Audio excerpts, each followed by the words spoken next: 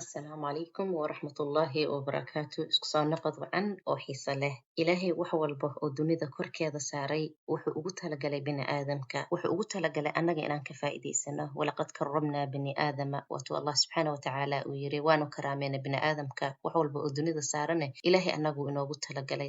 Mawduucan waxaan ku falanqaynaynaa oo idinku soo gudbinayaa xayawaan ka mid ah xayawaanada uu ilaahay kownka dejiyey uu saaray iyo xikmadda ku duugan iyo wanaagga iyo xikmadda aan anagu ka baran karno. 7 xikmadood oo aan ka baran karno libaaxa. Xikmadda koowaad, libaaxyadu waa astaan xoogan. Jir ahaan iyo maskax ahaanba waa kuwo ku xoog badan. Waxa ugu horeeya uguna muhiimsan haddii aad rabto inaad noqoto sidii libaaxa oo kale waa inaad ogaataa waa maxay waxa aad ku daciifsan tahay, maxay yihiin meelaha aad ka liidato ama ku liidato.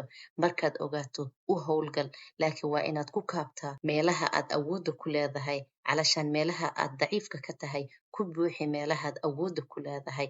Qof dhammaystiran ma jiro, qof wax walba haystana ma jiro. Laakiin markaad ogaatid qofka aad tahay, aadna ogaatid waxa aad awoodda u leedahay, waxaad yeelan doontaa awood xoog weyn aad uga hortagto xilliyada caraynta ama xilliyada jaalanjiga, xilliyada caqabadaha iyo xilliyada dhibaatooyinka ayay ku saacidi doontaa, kaana dhigi doontaa qof xooggan oo maskixiyan iyo jir ahaanba u xoog badan. Sidaas ayaadna noloshaada ku kasban kartaa ama aad ku guulaysan kartaa. Xikmadda labaad, libaaxyadu waa hogaamiyayaal. Intii aad noqon lahayd raac iyo inaad ku socotid waddo la jeexay, adiga beddelkeeda aad meel aan waddo lahayn, kana jeex waddo raadkaagana dhig dunida. Adiga keliya ayaa garanaya waddada aad mari karto iyo waxa noloshaada u fiican. Lahow geesinimo iyo diiranaan oo ku kalsoonow socodkaaga sida libaaxa oo kale, una gaardi dhanka aayahaaga. Xikmadda saddexaad, libaaxyadu waa keligii, waa unique. Xayawaan kale oo la mida ma jiro. Libaaxu mar walba waa isaga, waa libaax cun. Waxayna la mid tahay xaqiiqda ah in dadka ay sidoodoo kale yihiin kuwa gaar ah oo unique ah, mid la mid ah uusan jirin. Waxaa jira 7 bilyan oo dad ah kuna nool meerayaasha dunida uusan midkood midka kale uusan kala mid ahayn. Sawirka faraha foodooda laga qaado si loo ogaado qofka aqoonsigiisa. Tani waxay la macno tahay inaad sabab u tahay inaad tahay qof unique ah ama qof gaar ah, Allahna ujeedo u keenay dunida. Waxaa jira waxyaalo adiga kuu fudud oo Allah kuu fududeeyo oo aysan jirin qof kale ay u fududahay. Ha isku dayin inaad ku habboonaato, laakiin u istaag oo isticmaal hadiyadda uu Allah kugu manaystay uu ku siiyey. Ahow adiga oo ha iska dhigin hebel iyo heblaayo. Xikmadda afaraad, libaaxyadu waxay mar walba diyaar u yihiin dagaal, inay u dagaalamaan waxay rabaan. Waxay leeyihiin dabeecad ay ku sii wataan markii arrimuhu adkaadaan. Wax kasta waxay leeyihiin qiimo. Kownkan ama dunidan aan ku noolnahay waxay leedahay qiimo gooni ah.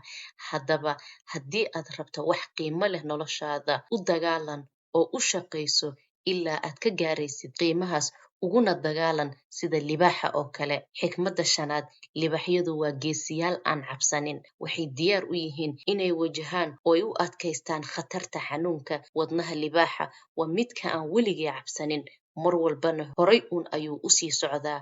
Waa inaad diyaar u noqotaa inaad qaado tallaabooyinka lagama maarmaanka u ah korriinkaaga nafsadeed, xataa hadday ku cabsi gelinayso. Mar walba dooro waxa aad aadka uga cabsanaysid, maxaa yeelay waa midka keliya oo kuu sababaya inaad yeelato korriimo nafeed. Ku dhiiro inaad tallaabo qaado oo noloshaada gacanta ku dhigto. Xikmadda lixaad, libaaxyadu waa kuwo isla qabweyn. Inkastoo libaaxyadu mar walba yihiin hogaamiyaal, ayna iska leeyihiin qabweyni, ayna isku arkaan inay ka sarreeyaan xayawaanaadka kale, waxay u shaqeeyaan koox markay u baahdaan. Tani waxay la macno tahay inkastoo laga yaabo inaad leedahay xirfado iyo karti aad keligaa ku shaqayso, had iyo jeer xasuusnow in mararka qaarkood wada shaqaynta dadka kale ee kaa xirfad badan iyo adigaba aad wada kori kartaan, mustaqbal wanaagsanna wada dhisi kartaan. Waana tallaabo wanaagsan oo la qaado. Xasuusnow markii aad ka agdhowdahay dadka caqliyada iyo afkaarta u saaxiibka ah, inaad adiga iyaga wax ka baranaysid, iyagana adiga wax kaa baranayaan. Waxaad noqonaysaa cidda aad noloshaada ku hareeraysid.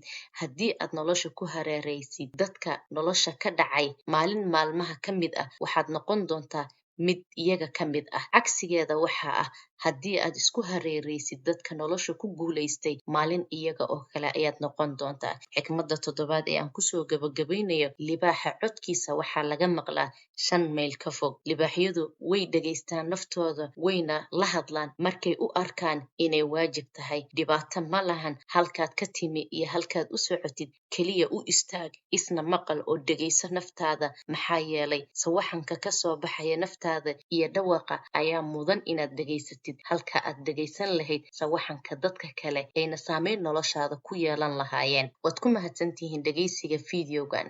Wax walba oo koomka saaran bini'aadanka ayuu Allah ugu talagalay. Allah inaga yeelo dhammaanteen mar walba kuwa ka faa'iidaysta. Intaan fiidiyow kale oo xiiso leh ku kulmi doono, waxaan idinka tegayaa fii amaanillah. Assalaamu calaykum waraxmatullaahi wabarakaatuh.